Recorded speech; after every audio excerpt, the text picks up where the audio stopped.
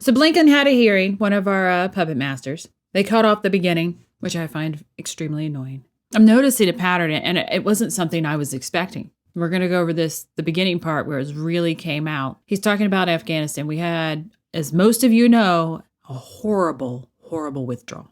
It was like baboons were running the show. Come to find out, it was Blinken and the State Department running the show. And this is his response to it.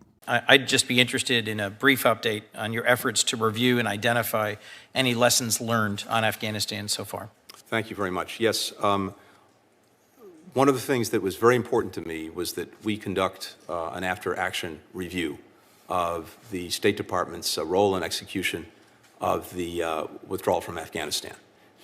He's got the believe me look, the stress in the forehead, the eyes wide. He's really, really tight. And even in his words of, he's pausing a lot so the brain can think. It's like a little kid who's been called to the principal's office. And we initiated that review. We brought in very experienced people who had, including one of our most... He's looking down as he goes through this, looking down. What do I think? Oh, yes. Oh, we had one of the most experienced people come through. Yeah, we're really on the ball. This, yeah. It's like, okay. So really just a real big F up. And then we go to the next question. And this senator isn't really giving him the mommy look. There's no stern adult in the room. He's just asking him. But all of a sudden now we're nervous. We're in the middle of a global food crisis. According to the World Food Program, pre-pandemic, there were 135 million people in more than 50 countries who were facing hunger. That has gone up to 345 million people across more than 80 countries today. It's fueled by conflict, climate change, COVID-19, and as the war in Ukraine grinds on, shocks in terms of prices of food and fertilizer are driving millions to the edge of starvation and increasing instability. What's the department doing to increase contributions from other donors to help tackle this challenge?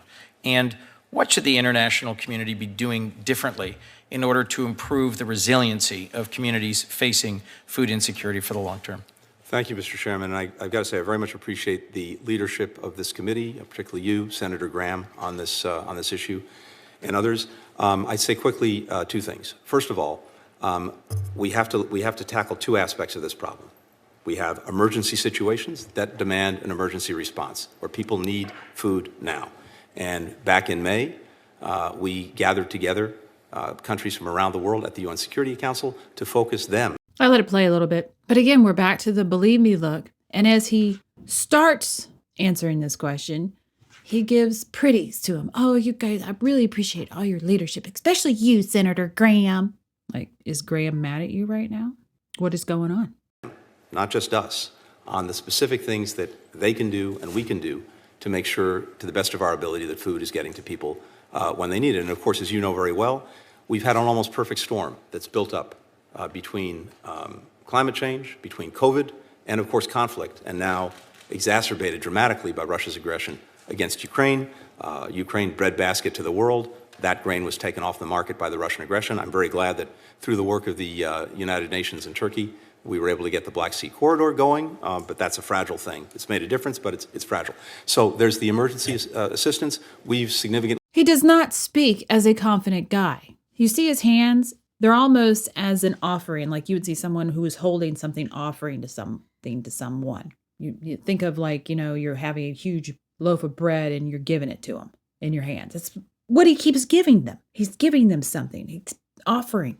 And he's constantly doing it. We've seen him before in other videos that we've done. And he's always been the a-hole of my stuff don't stink. He doesn't offer anything. He stands there with a look of contempt on his face to everyone that he thinks is below him. So to see him in this arena with his constant offerings and the believe me look plastered on his face and then knocking the microphone because he's not paying attention because he's nervous and his eyeballs are practically pleading for mercy from people who are not being vicious to him, something is very strange and very, very different. Yeah, I really want to work with you. I think what you said is absolutely spot on. I talked to Larry Ellison from Oracle. He's created a new school, I think at Oxford or Cambridge, can't remember, about food security. So there are a lot of people interested making sure people can feed themselves, and it's soil, seed, and water. You got to Yes. have water. So anyway, look forward to working with you on that. Are you familiar with the ICC arrest warrant being that was issued against Putin? Yes. Do you think that's sound? I think we've all seen, Senator, the atrocities and war crimes committed Yeah. in Ukraine. So the arrest warrant on Putin. We've got the believe me look coming out. A lot in the positive in the beginning of this, and he's cowered into himself. I don't think Graham was very happy about the arrest warrant in that sense. And I think Graham, I don't know, it's weird. I'm going to watch this more. We believe strongly, as we said from I think the the outset, president said he thought that was a sound approach. there needs to be accountability. Yeah. And the ICC is What do they want to arrest him for? the focus of as I understand it, the focus is on the, in effect, abduction of children Right. from Ukraine, taking them to Russia, giving them to Yeah. to So let's Russians. just stop for a second. He's being, there's an arrest warrant for Putin by the ICC for kidnapping children in Ukraine and taking them to Russia. Is That's that right. pretty much it, right? Yep. If Putin came to the United States for whatever reason, would we turn him over to the ICC? Well, I can't get ahead of that because obviously I have to look at the laws and rules. As you know, we're not actually a party to the ICC, so I don't want to engage in that hypothetical. But I would encourage you that if he came here, we should turn him over. now, I don't think he has any plans to travel here soon. Yeah. Well, would you encourage our European allies to turn him over? I think that anyone who is a party to the court and has So they apparently have come between each other that they agree to arrest Putin.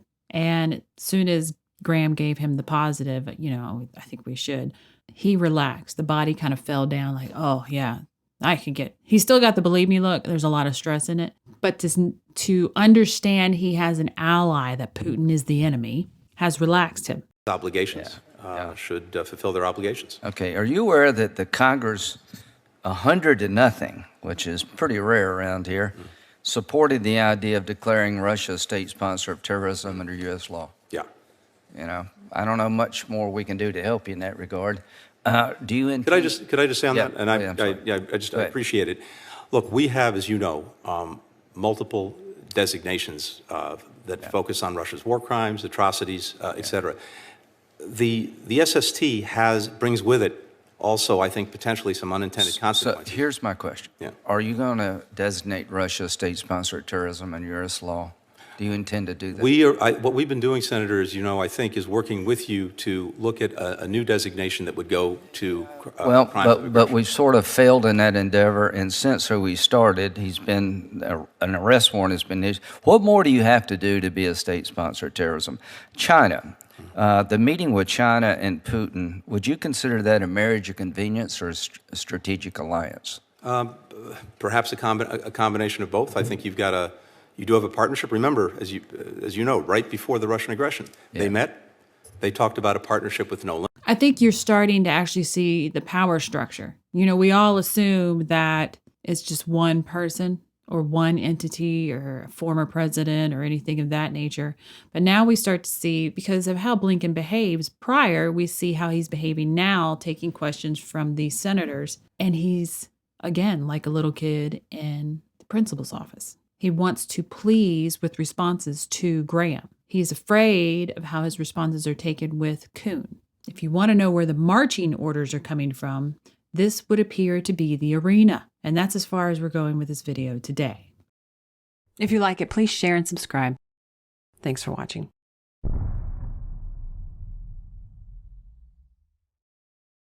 If you'd like to learn more about analysing body language, there is a video course available on Mandy's website for Gold subscribers.